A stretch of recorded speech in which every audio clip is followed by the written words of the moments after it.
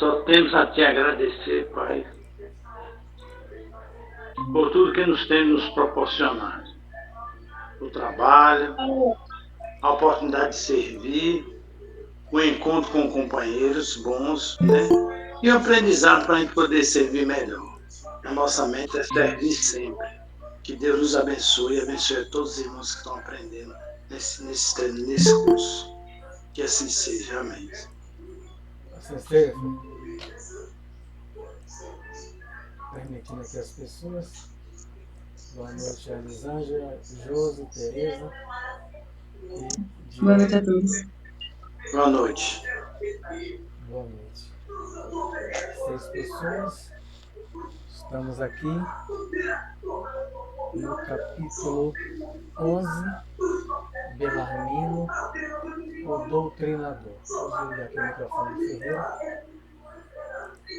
Já desliguei, Ferreira. Não precisa mexer não. Querendo falar. Pô, eu estava falando e ninguém. Eu estava desligado. Mas boa noite a todos. Boa noite. Boa. Permitir. Boa noite. Boa. Boa noite.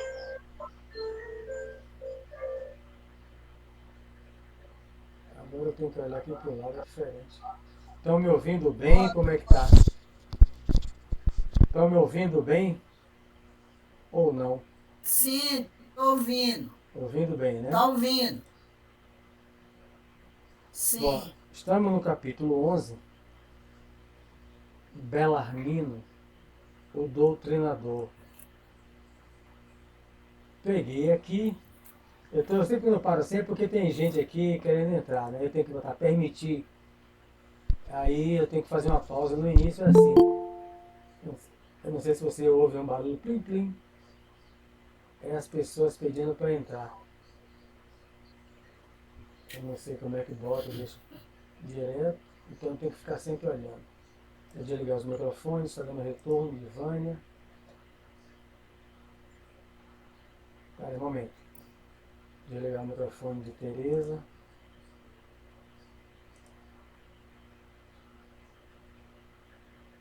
O computadorzinho está velho, aí vai devagar. De carne, querendo falar é só bem. Senão eu não consigo falar. O outro. Permitir. Ivan. Bom, boa noite a todos, mais uma vez. Capítulo 11, Belarmino, o Doutrinador. Foi no dicionário, né? Para a gente contextualizar, compreender o que é doutrinador. Segundo o dicionário, das várias definições, a que eu mais encontrei para a nossa ideia, embora a nossa ideia específica, né?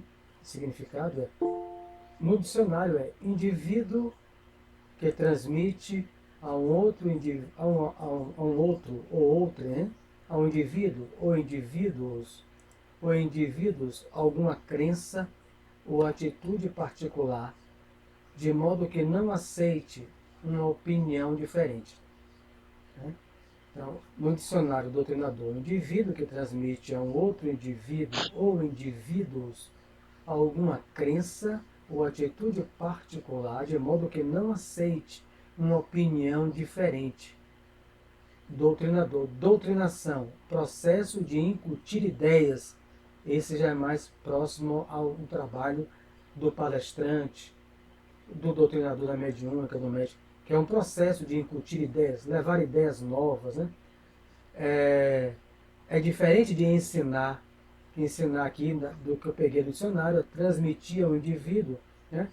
É o que aproxima disso aqui, né? Tem várias definições, é transmitir ao indivíduo experiências e instruir, repassar ensinamentos. A diferença da doutrinação aqui é que ele busca incutir ideias e, em alguns casos, não aceita uma opinião diferente. É por isso que André Luiz, na 14ª obra, ele já não usa a palavra doutrinador, embora grudou como um chiclete no pé do movimento espírita. Ele vai trazer como médium de esclarecimento. Mas desde o primeiro dia que eu fui no centro espírita, eu vi falar de doutrinador. Mas eu vejo Jacobson Trovão, Projeto Filomena, a gente tem que mudar isso. Filomeno de Miranda, o Espírito, chama de terapeutas espirituais, mas a palavra equivocada para a nossa atividade grudou. A gente não tem nem um palestrante, nem aquele que conversa com os espíritos, a ideia de essa coisa de transmitir crença. Como é que você transmite uma crença para um espírito em 10 minutos? Você não tem condição de transmitir uma atitude particular. E de modo que não aceite uma opinião diferente. Jamais um espírito age assim. Mas a palavra grudou, né, no movimento. Mas para o espiritismo, doutrinador é o que? A gente já viu no próprio livro, né? Aniceto falando. É o indivíduo preparado para disseminar ideias espiritualistas e valores morais para outro ou outrem, para um ou para muitos. Então, para a gente é o quê? Eu sou palestrante, eu sou médium de esclarecimento, eu sou atendente fraterno, eu sou um doutrinador. Nesse sentido, de que fui preparado no mundo espiritual para disseminar ideias espiritualistas. Disseminar o quê? Semear, divulgar, difundir, não impor. E principalmente os valores morais, que é o exemplo para outro, uma pessoa, ou para várias delas. Então eu fui no dicionário porque eu não tinha ido da outra vez, e assim a gente fica sem entender cada palavra que está aqui. Cada palavra tem um sentido. Nada aqui é perdido. Cada palavra de André Luiz você tem que entender com o dicionário e o que ele quer dizer também, que às vezes difere um pouco do dicionário. Com Kardec é a mesma coisa. Então vamos lá. E eu peguei aqui no capítulo 24 do livro das Obsessão.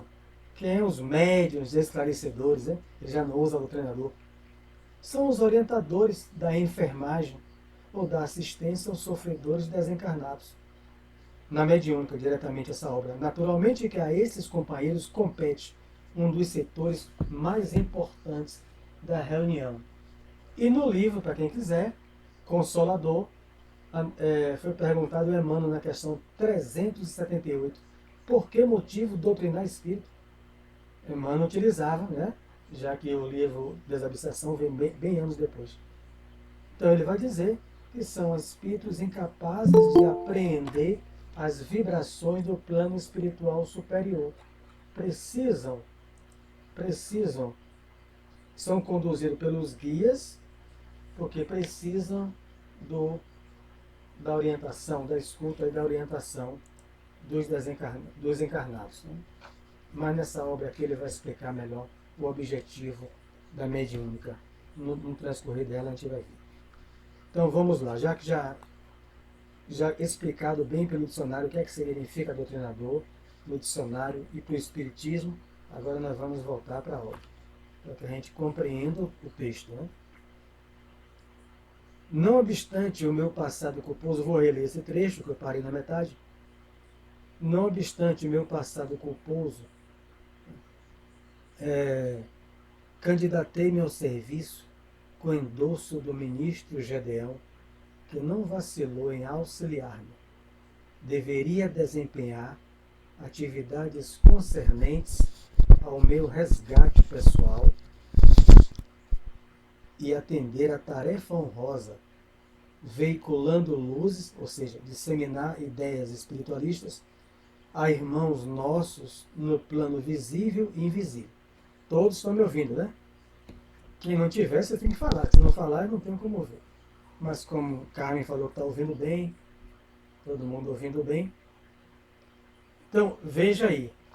É aquilo o significado de doutrinação à luz do Espiritismo. Ele se preparou no mundo espiritual para disseminar ideias, veiculando luzes, ideias espiritualistas e valores morais pelo exemplo. Né? A quem? Aos encarnados, plano visível, e aos desencarnados. Então ninguém fala só com o encarnado. Se eu parar para conversar com a Elisângela, alguém vai ouvir desencarnado. Porque são 8 bilhões na Terra e 22 bilhões desencarnados. Então, a gente, como diria o apóstolo Paulo, a gente se acotovela com os espíritos. A gente vai se acotovelando. A perturbação do desencarne, segundo o livro Voltaire, é essa. Porque eu desencarno, vejo a família, vejo os vizinhos, a quem estiver no velório, e vou ver 3 vezes uma população que eu não conheço, qualquer pessoa se perturba, como está lá no livro Voltaire. Né? Vai no cemitério, nos muros, está cheio de espíritos esperando que é o próximo morto. Qualquer mais evidente vê, cercado de espíritos no muro, galhofeiros, ociosos. Quem é esse aí que vem? Então, a pessoa já se assusta. Então, qualquer conversa é uma útil. Qualquer conversa, útil ou não, né? Aqui é neutro. Eu estou falando útil porque ele se preparou para conversas úteis. Né? Não fala só com o encarnado, fala com o mundo invisível. Eu vou ler mais nada, depois a gente para. Né? Impunha-se-me, sobretudo, o dever de amparar as organizações mediúnicas, estimulando companheiros de luta postos na Terra a serviço da ideia imortalista. Ele está narrando a tarefa dele, já difere dos outros. Ó. Tá vendo aqui a diferença? Ele não é só para trabalhar na casa espírita, ele vai trabalhar no movimento espírita. Aqui está aqui a chave. Ele não veio só para trabalhar com o grupo dele. Ele veio, quando ele faz doutrinação, a pessoa não faz uma palestra. Por isso que a gente teve que sair daquele grude, daquele chiclete que ficou. Ivan é doutrinador, mas Ivan não está ali para, segundo o dicionário, passar ideias particulares ou a crença a um espírito, de modo que o espírito não aceite opinião diferente. Jamais um doutrinador, um palestrante, um atendente vai respeitar a opinião de todo mundo. Né?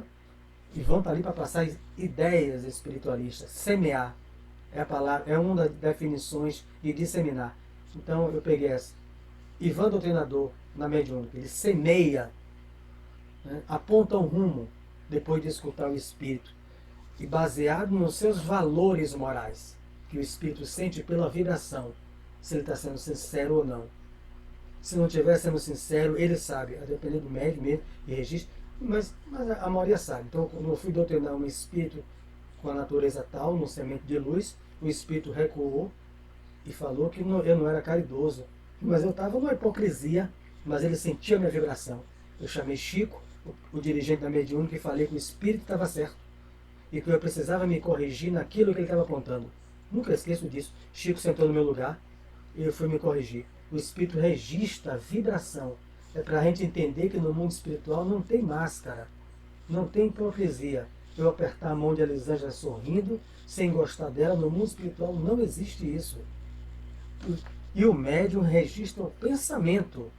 Agora ele filtra com a educação mediúnica, né? Mas ele não registra, o espírito não fala. O espírito pensa. Mesmo que ele esteja verbalizando, é porque ele não conhece. Então o médium registra o pensamento. Ele veio, já está dizendo, com o dever de amparar as organizações mediúnicas, estimulando companheiros de luta postos na Terra a serviço da ideia imortalista. Além de trabalhar na casa com 8 médios, a gente vai ver, ele como palestrante não faz palestra só na casa dele, como qualquer palestrante espírita. Ele divulga essas ideias, quando convidado, nas outras casas espíritas, para amparar, para apoiar, levar a sua experiência, dos seus conhecimentos e dos seus valores morais. Principalmente os grupos que começam. Quantas vezes já fizemos isso? Já tivemos que avaliar a mediúnica na Liberdade, avaliar no bairro Guarani, participar daquilo ali. É uma tarefa bem espinhosa. Você tem que ficar ali, os dirigentes, vem aqui trazer sua experiência, o grupo novo. Então, eu me preparei para isso. Geralmente não agrada quase ninguém, né? Quando você vai fazer uma tarefa. Mário, seu microfone tá parando, Mário. Ô, Mário, Se você Mário, não seu falar, microfone tá parando. Mário, Oi. sua Seu voz está microfone tá cortada.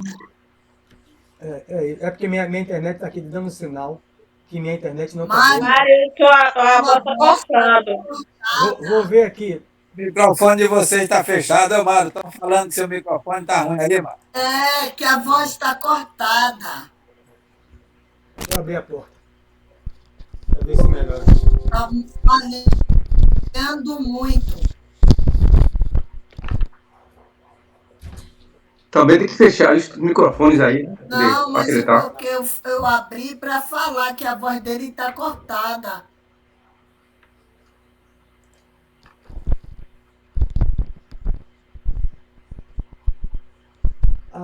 a internet aqui quando tá.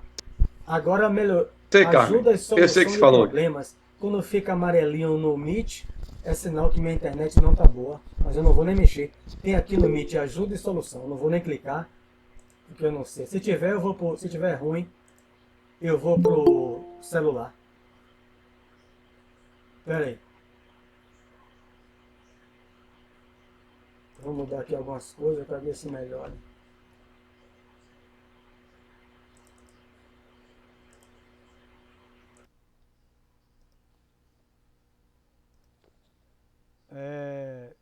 Melhorou ou piorou?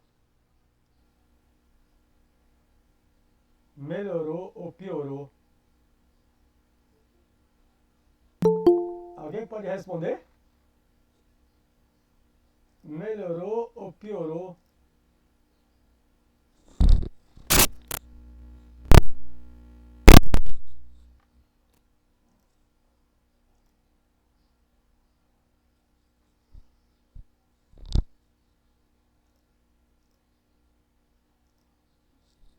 Melhorou aí ou piorou? Melhorou ou piorou?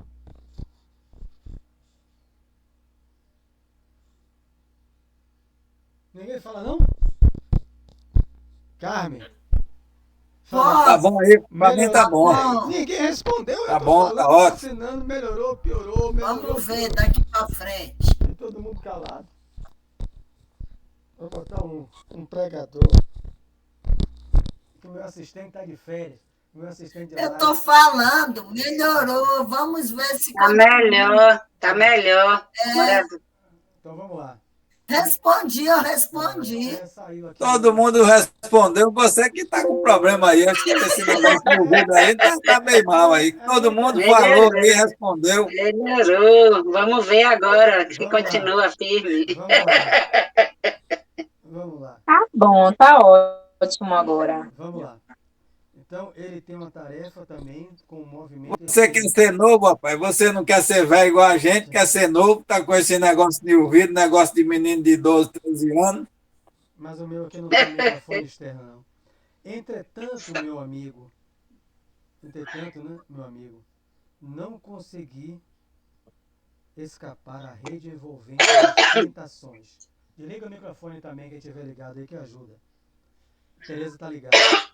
Entretanto, meu amigo, não consegui escapar à rede envolvente das tentações.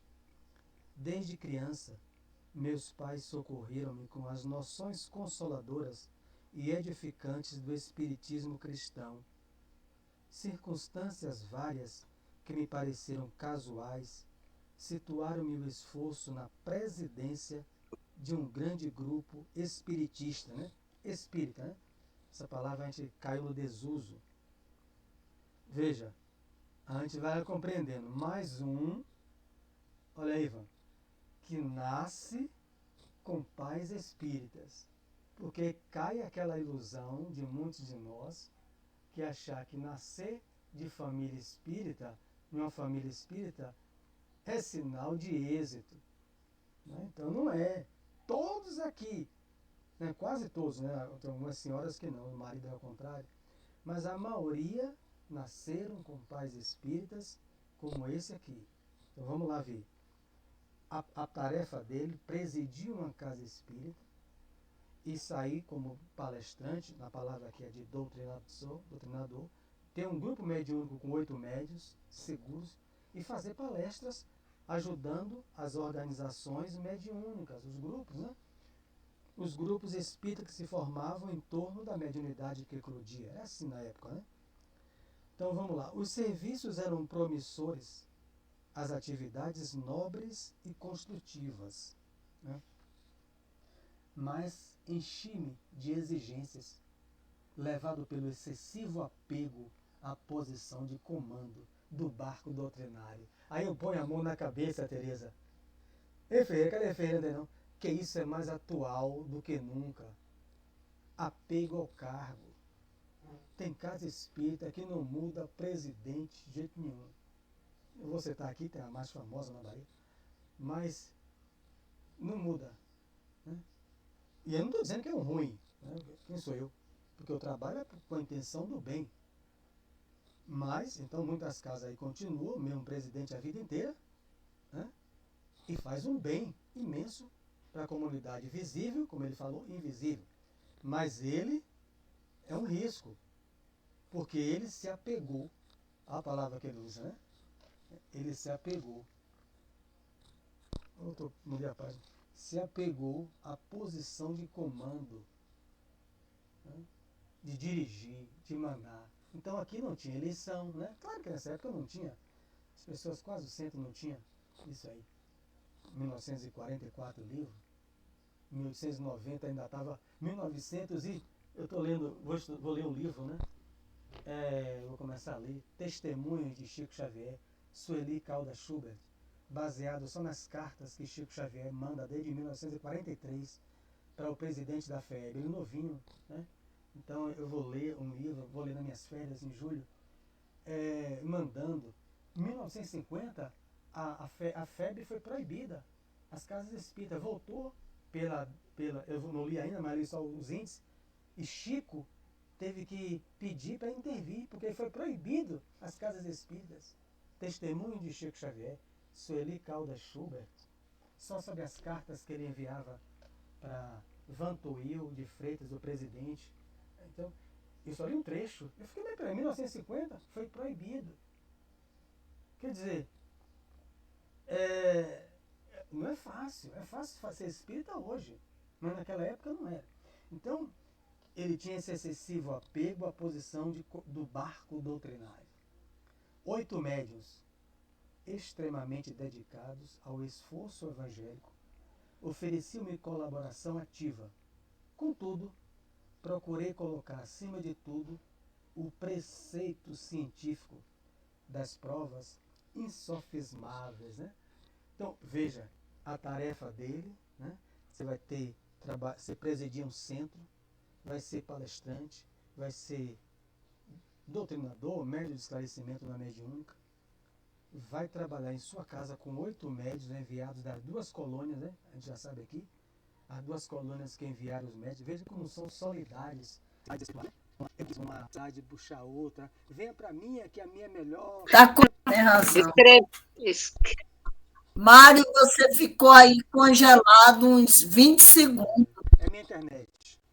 Aí é hoje. É minha internet. Mas vamos. É minha internet. Mas vamos. Se tiver ruim, eu vejo se eu boto no celular. Vamos ver aqui. Você bota no celular. Aí eu tenho que sair daqui. Vou entrar. Certo. E vou desligar aqui o meu microfone. Tá ruim, Mário. Tá ruim. Você falou aí, ficou mais de 20 segundos, ninguém ouve.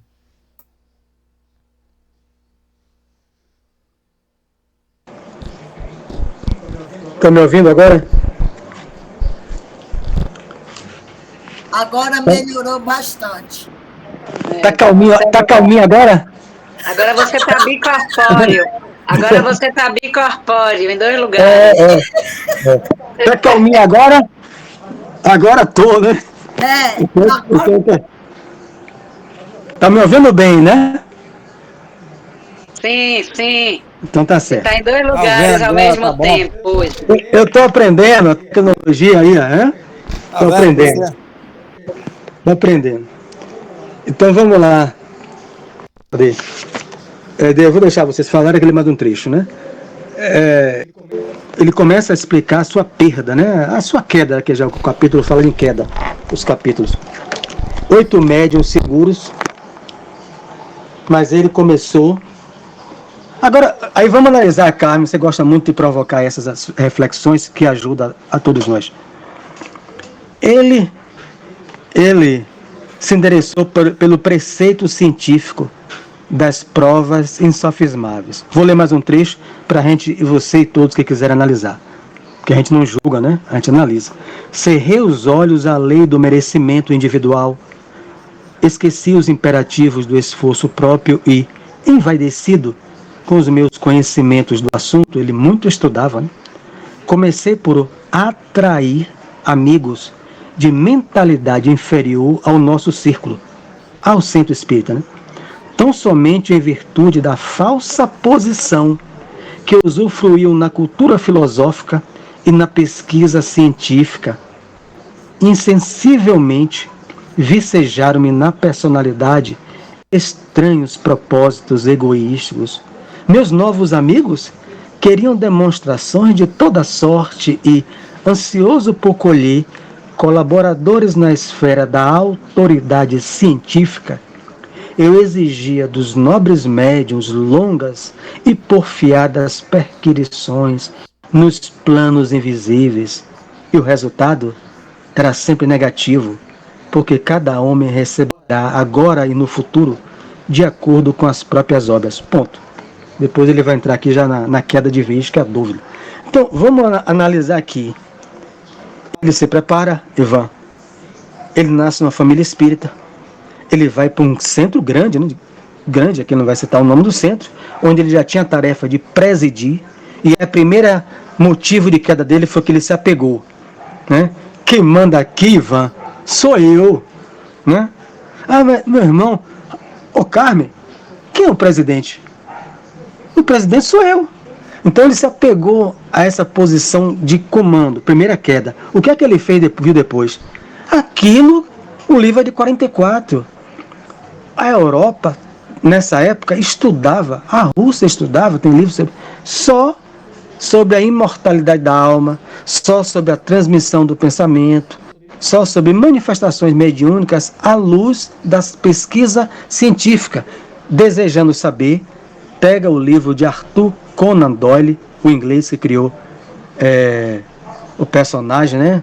Aquele detetive da Inglaterra, mais famoso, me foge agora. Arthur Conan Doyle se torna espírita e ele vai pesquisar. Ele escreve um livro de 800 e poucas páginas, eu tenho aqui, já li 2 vezes, um livro fantástico, onde ele vai pesquisar.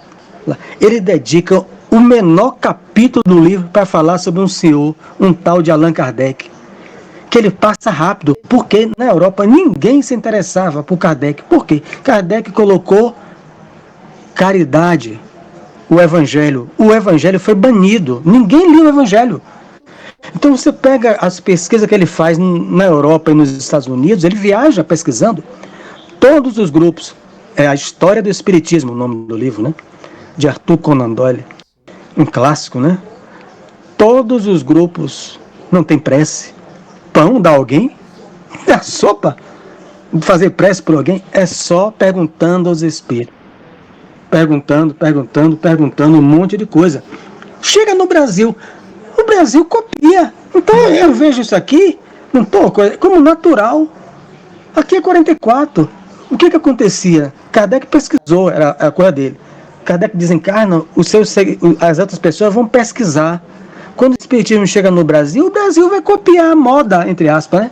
A gente copia a moda de fora. Então, os grupos no Brasil eram científicos. Quem é a missão de unir? Bezerra de Menezes, o Kardec brasileiro. Aí já é outra história mais profunda, né? Kardec, quando ele termina a missão, ele desencarna. Bezerra, a missão de unir, porque o espiritismo só de um lado, como ele fez, só estudar, era chamado os espíritas científicos, ou kardecistas, como era chamado, kardecista, porque o de mesa branca, quando vai fazendo a transição, aquilo ali, quando tinha isso, é uma seita. O espiritismo é filosofia, ciência e religião. Você não pode tirar nenhum desses aspectos, senão vira uma seita. É uma seita espírita. Toda casa espírita, as palestras são ciência, filosofia, religião. Ciência, tão intrincadas, misturadas. Você não pode pegar uma casa espírita que vai abolir os 5 livros. Eu só vou ler 3. Livro dos Espíritos, Livro dos Médios e a Gênesis. Céu e Inferno e o Evangelho. Esses grupos não estudavam, porque fala de Jesus. E eles não querem falar de Jesus. Então, era isso na época, né? Deu para compreender que a gente não pode julgar? Será que se a gente estivesse lá faria diferente? Com aquela moda da Europa que chegava no Brasil? Diga, Carmen. Legal, o microfone. Eu estou aqui também analisando e juntou aí a fome com a vontade de comer. Por exemplo, ele já traz o desejo também do poder. O poder fascina, o poder eleva temporariamente. Então, independente ou não de ter nascido em uma família espírita, ele encontrou um lugar onde ele era o destaque. E hoje a gente também vê muita gente com um micropoder na mão que se transforma ou se revela em relação ao poder. E aí ele conduz, como muitos, né, do passado, conduz a questão da doutrina espírita só levando para um lado, porque para ciências, e aproveitando para falar, hoje também já tem um grupo aí de pessoas, né, que às vezes eu assisto muita palestra aí pelo canal, e aí tem gente que só quer se importar mais com o lado da questão da ciência, não está muito com a questão que o espiritismo é um tripé, é a ciência, é a caridade e é filosofia, né? Que é esse tripé que sustenta a doutrina espírita. Mas tem muita gente que está mais interessada com a ciência, com o lado da ciência, não está muito interessado com a questão da caridade e da transformação, não. Está querendo mais levar para o campo da descoberta mesmo. E aqui, no caso dele, eu acho, né, já que a gente está só analisando, ninguém está julgando ninguém, até porque aqui é um período de 44 bem complicado, que no primeiro dia que a gente começou a trazer a introdução dos mensageiros, a gente trouxe que esse período é o fim da Segunda Guerra Mundial, é um período que a humanidade está muito destroçada, que está tentando se reconstruir, está tentando se levantar de uma guerra. Então, buscar e ver ainda ao lado da questão espiritual. Então, ninguém está julgando, mas está analisando que essa queda dele, como é o nome dele, que eu me esqueci? Bellarmine. Está ligado com algumas questões assim, que é a questão muito da vaidade, do orgulho, da possibilidade do poder, e ele, o chefe, dentro da casa espírita, ele dirige, faz o que ele quer. Eu vi desse jeito aí. Atraiu, né? Mas não está atual? Está atualíssimo.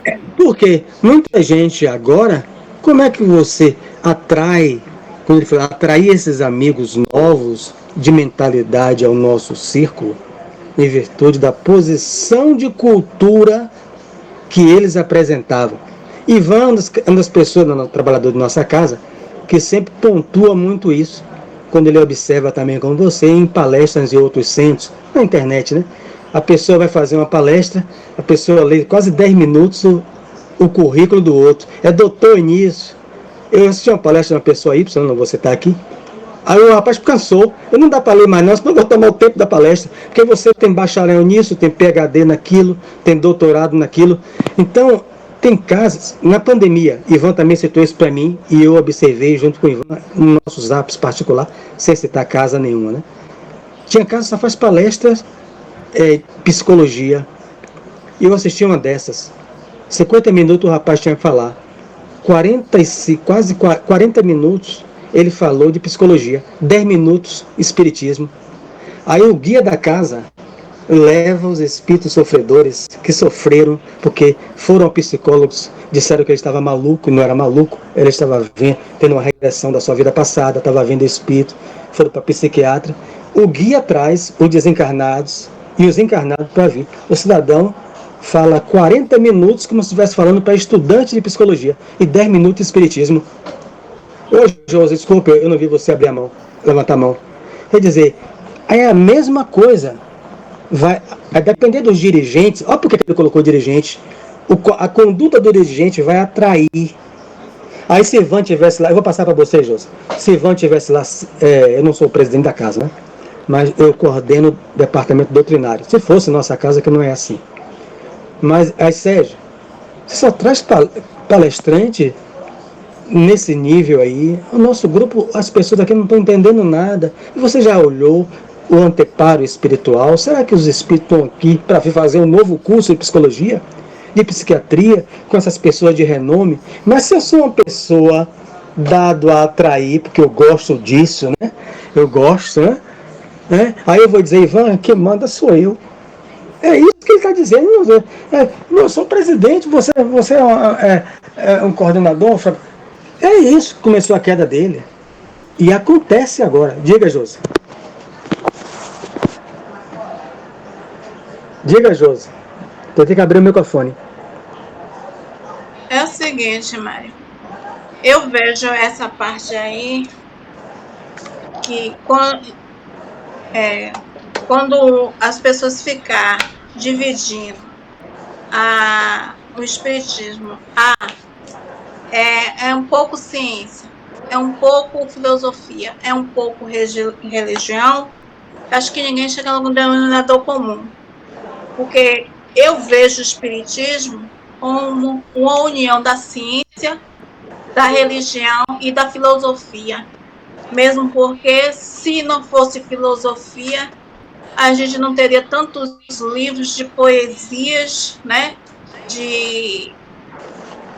Tipo assim, Castro Alves e os demais. Ciência.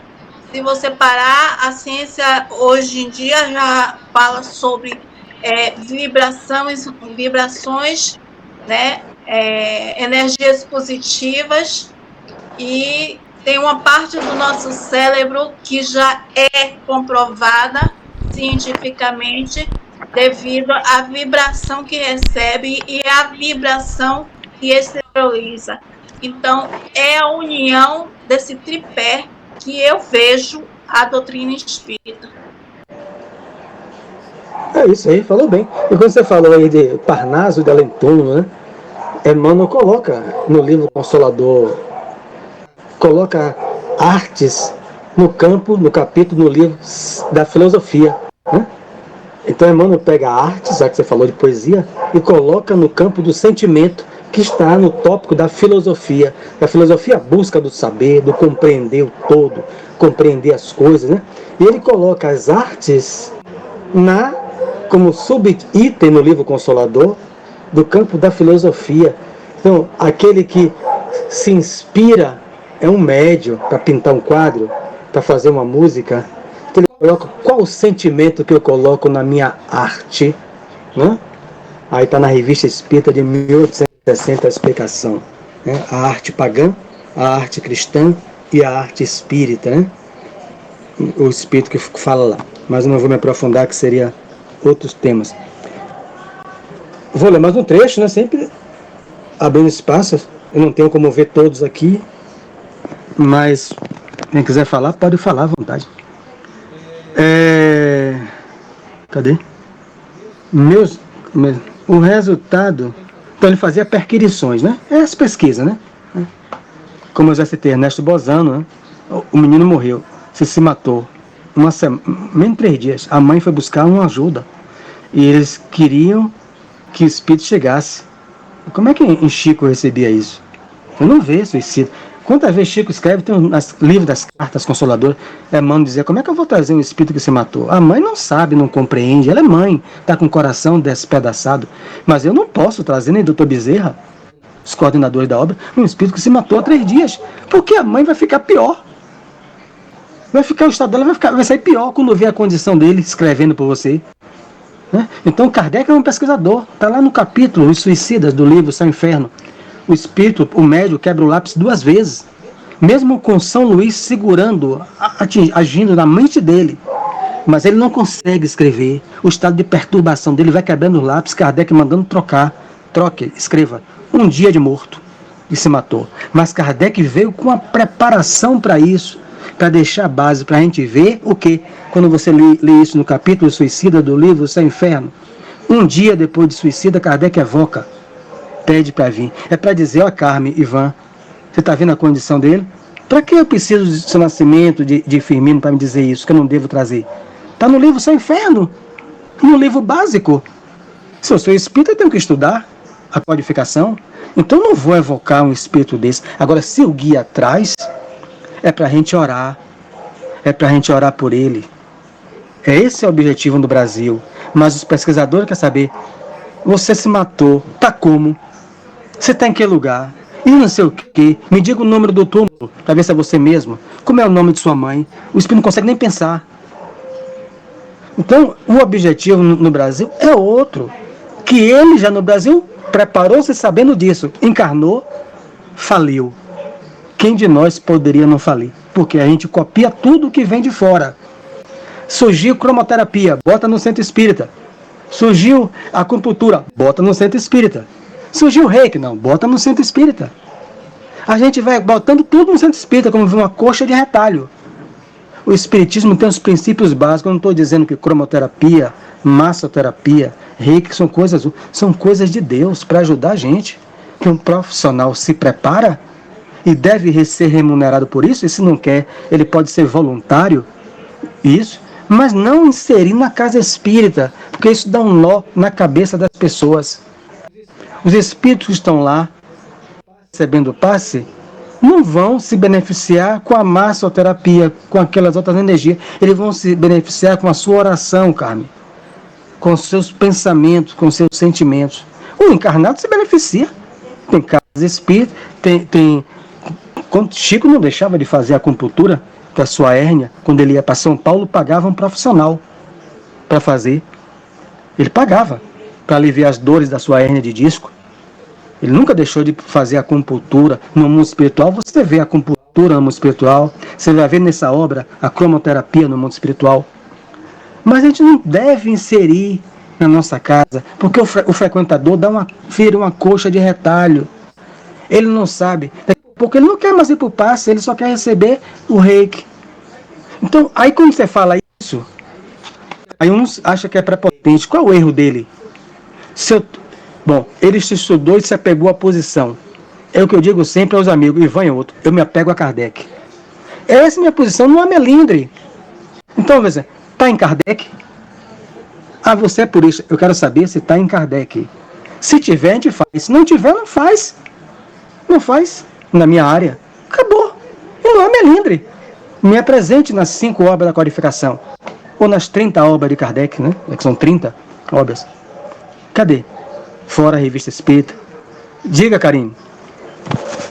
É a questão também, como estava falando as meninas também anteriormente, do próprio tripé, né, filosófico e científico e religioso do próprio espiritismo. Então, assim, o que pode ocasionar é essa busca por essas melhoras no corpo físico, vamos dizer assim, para quem chega com sofrimento, e ficar, como você comentou, com costume ou com a falsa ideia de que ali faz aquele tratamento, ele vai buscar aquela dor física, vai passar, quando na realidade a proposta da religião, unindo com a ciência, é a melhora contínua de algo muito maior.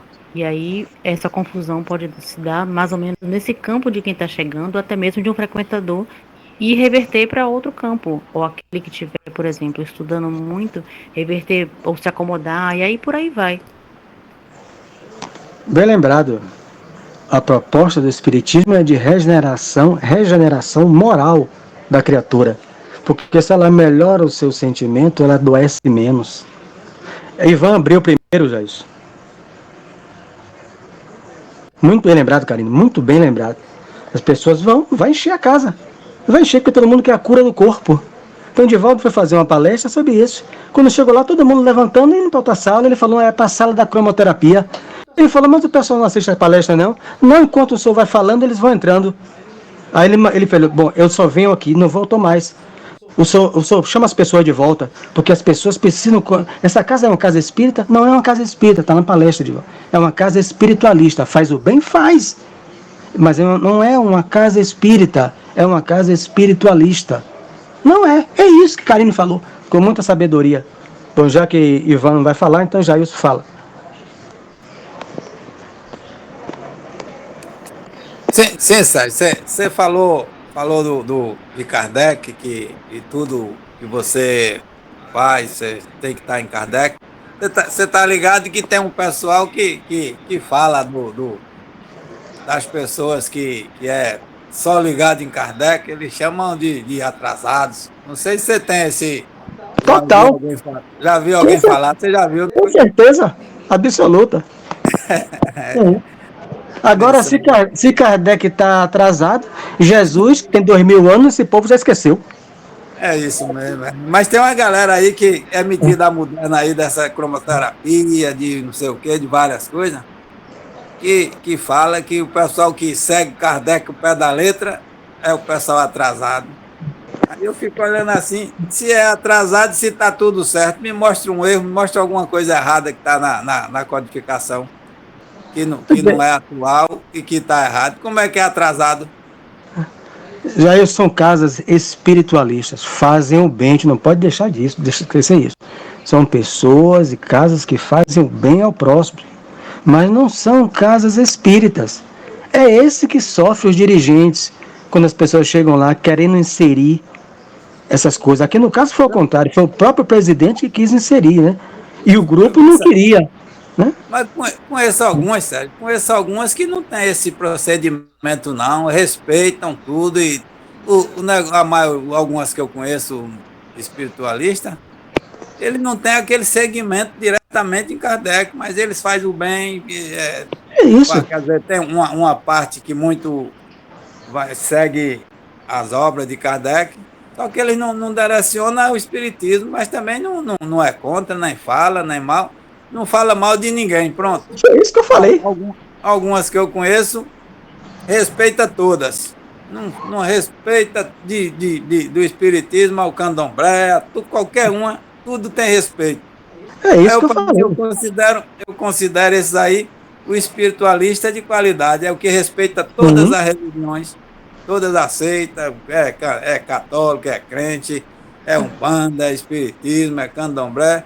Respeita todos com respeito, com harmonia, com qualidade e trata todo mundo de igual para igual. Conheço umas assim. Eu conheço daí, está no caminho certo. Foi isso que eu falei. Fazem o bem, o objetivo é fazer o bem. Ninguém aqui está descartando. A questão é quem se preparou para ser espírita. Se Carmen se preparou para ser espírita e ela desvia da teia, do planejamento, haverá no retorno de Carmen, o porquê que ela desviou do seu planejamento reencarnatório. É ela diante dos seus guias. E eu. Então, por que você inseriu? Por que você... Por que eu vou inserir outra prática além do passe? É porque será que eu não faço uma crise de fé? Eu não confio tanto assim no passe? Porque tem gente que trabalha anos numa casa espírita, ajudando o outro e vê pessoas se curarem naquela casa espírita. Quando a doença chega nele e os guias não curam ele vai para outra casa ou vai para outra religião. Então, a pergunta que eu me faço, será que essa pessoa tinha realmente a certeza? Porque você passa anos e viu pessoas se curarem naquela casa onde você trabalha. Mas quando a doença chega, você quer que o guia da casa lhe cure. Mas o problema é que a doença também muitas vezes está no planejamento. A obsessão também está no capítulo 28 do Evangelho. Né? Então a pessoa não sabe que o guia ficou fraco, né? Aí ele vai buscar uma casa que o guia é um incrível Hulk. Então vamos lá, ler o finalzinho aqui. Aí, Jailson, eu estou certo. Eu sou sempre chato nisso. Eu, Ferreira, não saio disso aí. Agora, respeito a opinião de todos. Não dou palpite em casa que eu vou, não estou nem aí. Faço palestra em casa que a água foi mudada pelo Santo Daime, eu sei, né? Para o trabalho das obsessivas, os copinhos é Santo Daime, nunca me meti, estou aqui para me meter em ninguém. Se vier me pedir, eu digo. Se não me vier. Então, ele diz, instalou-se, né? O resultado era sempre negativo, porque sem espírito, como é que vai haver pesquisa? Você pesquisa o vírus está lá no laboratório, mas você quer fazer uma pesquisa para saber se o espírito existe, e se o espírito não quiser vir? Quem é que vai obrigar ele?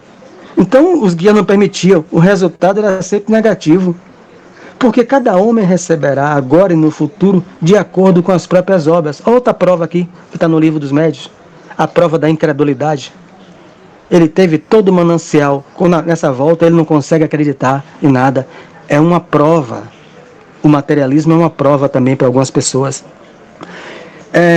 E quando ele diz, cadê? E isso me irritava, né? Instalou-se a dúvida em meu coração.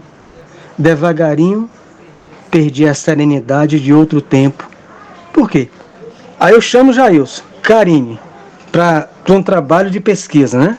Vamos ver se você vai ver os espíritos se materializando, ainda existia aqui nessa época, né? Comum. A psicografia mecânica, com detalhes, com letra, com tudo, aquilo ali. Aquilo. Aí Karine vai, Jailson fica, não aparece ninguém. Aí gerou a dúvida. Não aparece espírito nenhum. Aí gerou a dúvida nele. Que os outros, cadê? Você me chamou pra cá, eu vim, me preparei, não apareceu nada. Todo mundo lá, silêncio, 1 hora, 2 horas e nada. Eu comecei a ver nos médios que se retraíam aos meus caprichos, companheiros de má vontade e má fé.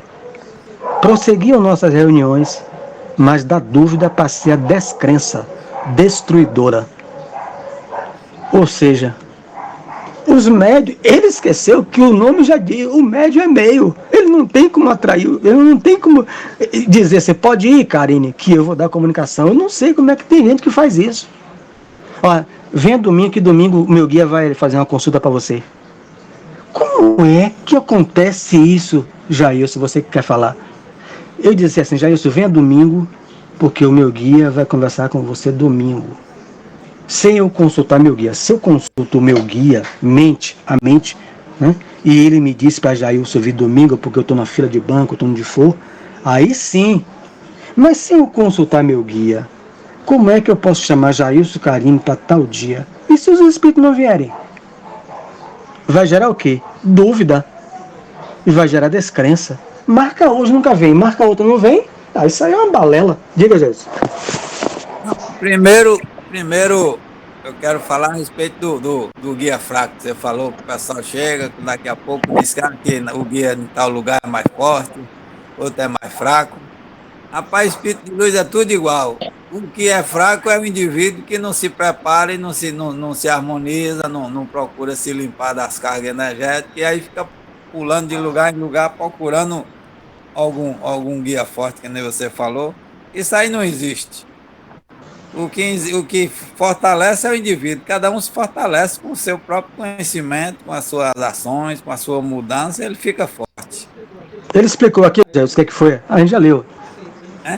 Ele cerrou os olhos. Se fosse você, abriria os olhos dele. O problema é que ele seria melindrar com você. Cerrei os olhos. A lei do merecimento individual. Né? Ele esqueceu de uma lei básica do espiritismo.